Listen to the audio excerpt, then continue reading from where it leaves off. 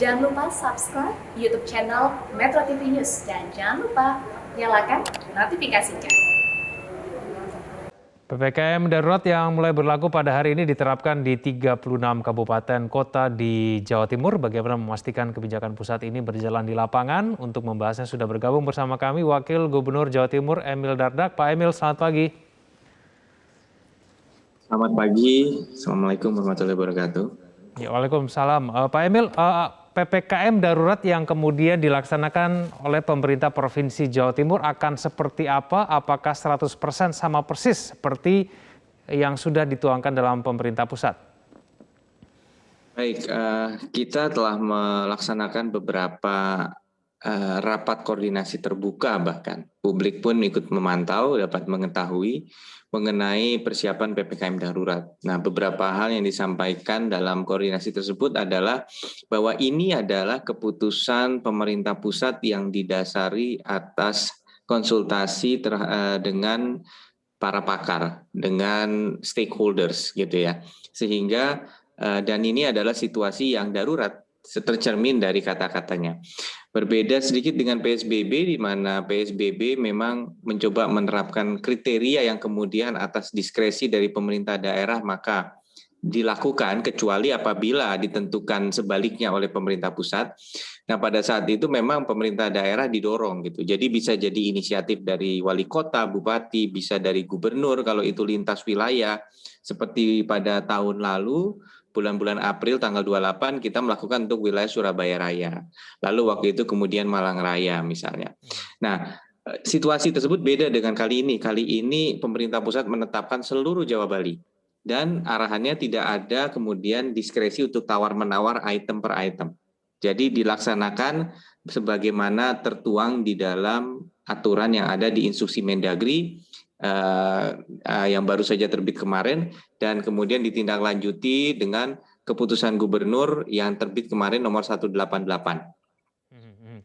Pak Emil, tapi masih ada kekhawatiran bahwa aturan ini tidak dijalankan dengan baik di tingkat daerah. Bagaimana kemudian bisa memastikan bahwa semua aturan ini betul-betul dijalankan? Pengawasan seperti apa, Pak Emil?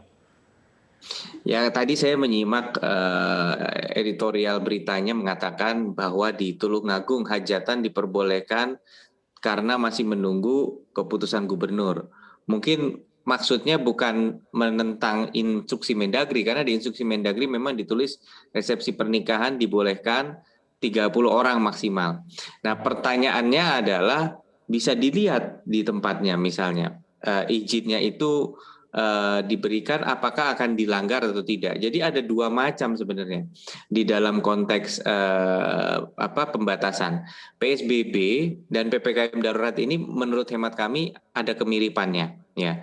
Karena misalnya yang hanya boleh beroperasi hanya toko-toko esensial, hanya sektor-sektor esensial ya atau kritikal.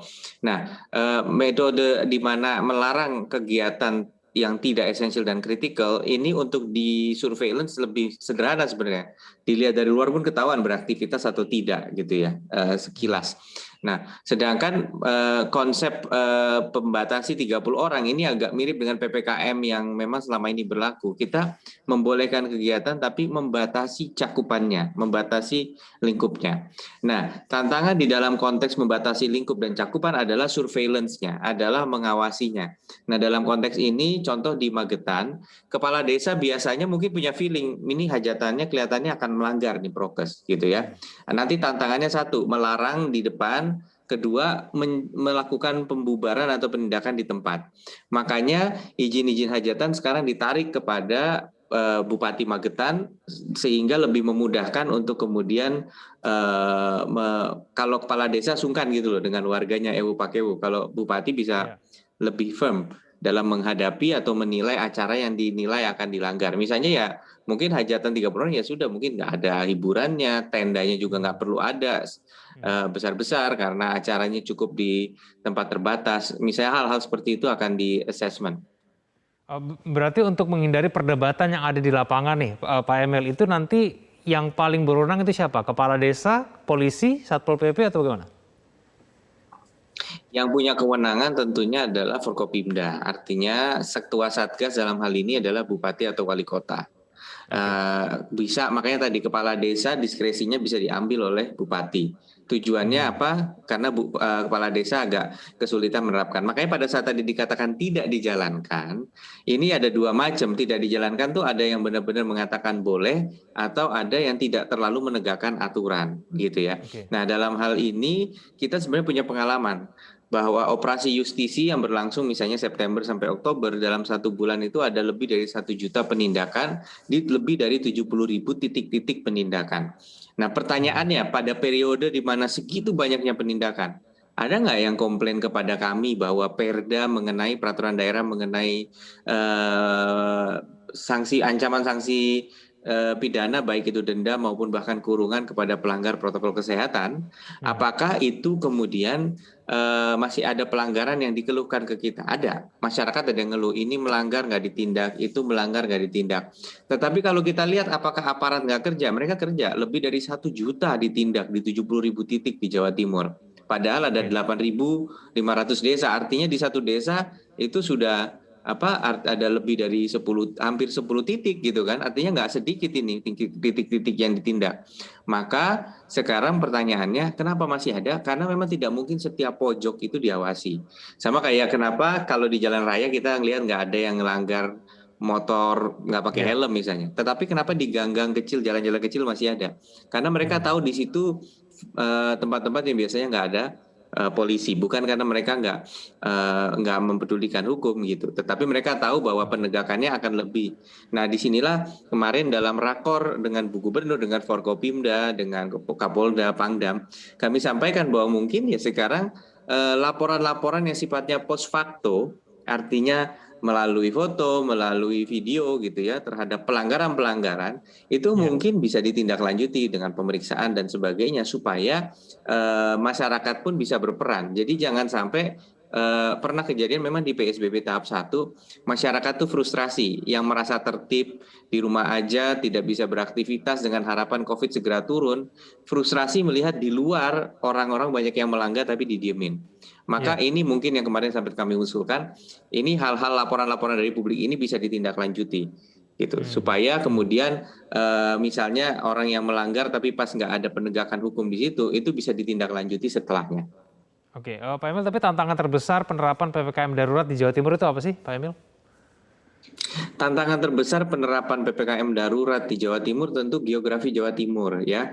Jawa Timur ini lebih luas dari negara seperti Belanda ya. Luasnya Belanda 42.000 km persegi, kita 48.000 km persegi, tapi padat hampir di seluruh penjuru. Ada wilayah yang pegunungan gitu seperti Kabupaten Trenggalek tempat saya memimpin dulu 50% pegunungan. Maka tentunya mobilisasi tidak semudah itu, aktivitas terpencar, dan sebagaimana kita tahu sekarang COVID-19 bukan lagi seperti di tahun lalu, di awal tahun itu fenomena kota, sekarang sudah menyebar sampai ke pelosok-pelosok desa. Bahkan di wilayah-wilayah kepulauan seperti Sumeneb sudah terjadi, dan kita bersyukur bahwa Pangko Armada 2 di wilayah timur ini, Jawa Timur dan sekitarnya, itu sudah memobilisasi kapal untuk membantu di wilayah sana. Jadi geografi menjadi tantangan.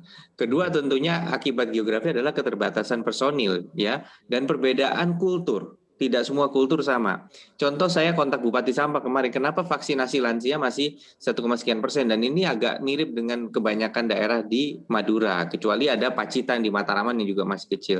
Ada tantangan, baik itu kultur, baik itu komplikasi, karena seorang lansia harus prima kondisinya, sedangkan lansia-lansia ini nggak semua kondisinya prima untuk bisa divaksin. Tapi masalah kultural juga jadi isu. Karena dengan jumlah penduduk 40 juta, luas wilayah 48.000 tersebar, ada yang di pegunungan, ada yang di pesisir, ada yang di kepulauan.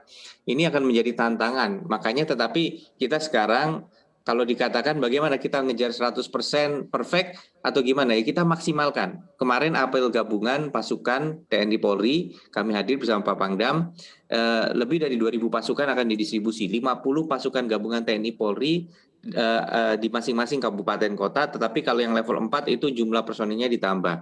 Nah, ini makanya akan langsung menyasar dulu yang diidentifikasi sebagai zona-zona yang penyebarannya paling tinggi. Kecamatan yang paling tinggi mereka di-drop di situ dulu. Mirip-mirip apa yang diterapkan di Bangkalan. Mereka di-drop di 4 kecamatan, Arusbaya, Geger, Kelampis, dan Bangkalan. Walaupun sekarang Bangkalan sudah turun tapi agak menyebar ke Burneh dan Soca misalnya. Nah, ini adalah bagaimana upaya untuk mengatasi keterbatasan personil tadi gitu. Dan kita tahu personil adalah manusia, bekerja 24 jam tentu berat, jadi mungkin akan ada celah-celah jam-jam yang mungkin nggak selalu terawasi. Inilah sebabnya peran serta publik menjadi sangat penting. Yaitu keberadaan aturan ini tujuannya adalah juga agar ada upaya secara kolektif dari masyarakat untuk ikut mengingatkan, menegur, bahkan silahkan untuk kemudian melakukan pencegahan bersama elemen masyarakat. Jadi 2.000 pasukan tambahan ini akan memperkuat 4 pilar di desa, yaitu kepala desa, petugas medis, babinsa, yaitu petugas TNI di AD Angkatan Darat di wilayah paling kecil desa, dan juga Babin Kaptimas, petugas polisi di wilayah paling kecil desa. Kalau kita bicara sanksi, Pak Emil, ini sanksi yang disiapkan untuk orang-orang yang tidak disiplin itu apa nanti? Sudah pernah terjadi, sanksinya masih bisa mengacu kepada peraturan daerah mengenai ketentraman dan ketertiban umum Perda 1 2020 begitu. Jadi saya ulangi, itu revisinya terhadap perda tersebut itu kemudian menjadi landasan, kemudian ada peraturan gubernurnya yang menetapkan sanksi baik itu denda bahkan bisa sampai kurungan terhadap pelanggaran protokol kesehatan. Nah, termasuk tentunya aturan-aturan yang berkaitan dengan PPKM darurat harus diikuti. Bisa sanksi kepada badan usahanya, bisa sanksi kepada individunya. Bisa pencabutan izin, penundaan atau penangguhan izin, bisa juga bahkan denda moneter. Baik, Pak Emil, tapi Anda sudah melihat itu belum, kedisiplinan yang semakin meningkat penggunaan masker, mencuci tangan di wilayah Jawa Timur sendiri, masyarakatnya seperti apa, Pak Emil? Ini memang tentunya kita sudah berkeliling di berbagai tempat, kita lihat memang ada kesadaran, tapi juga ada titik-titik yang lengah, entah mereka memang tidak sadar atau ada ya kekhilafan, kelengahan lah. Bahkan kita pun kadang-kadang di momen-momen tertentu bisa aja. Nah, inilah yang kemudian kita terus melakukan upaya kolektif dari berbagai hierarki. Jadi contoh kami ke Bangkalan beberapa minggu yang lalu pada saat kasus lagi tinggi-tingginya dan itu jadi zona merah. Ternyata hadirnya TNI, Polri, mereka berkemah di setiap kecamatan, kemudian mereka melakukan keliling seperti mengingatkan, pakai masker, membubarkan kerumunan, bahkan melakukan penyekatan. Hal-hal ini membuat masyarakat sadar kita sedang di tengah perang. Nah, pada saat kita sedang di tengah perang dan kemudian peraturan PPKM darurat ini lebih ketat ya untuk mengatakan aktivitas-aktivitas ini tidak boleh buka, itu maka kemudian akan lebih mudah membangun kesadaran. Nah, sekarang tinggal resikonya di dalam rumahnya bagaimana? Karena bertamu antar rumah mungkin walaupun yang datang cuma 1, cuma 2, kelihatannya nggak kerumunan, tapi karena mobilitas yang ini yang jadi resiko. Nah, disinilah memang kita tahu itu area-area yang sulit dijangkau. Maka konteks dari PPKM ini adalah bagaimana memaksimalkan dulu, katakanlah misalnya dari 100% kita kejar dulu 90%. Ya, yaitu titik-titik yang rawan, pusat kegiatan masyarakat, kegiatan sosial masyarakat seperti hajatan, kegiatan berjemaah dan lain sebagainya, ini dibatasi. Oke, baik Pak Emil Dardak, terima kasih telah bergabung bersama kami di Metro Pagi Prime Time. Selamat pagi Pak Emil. Pagi.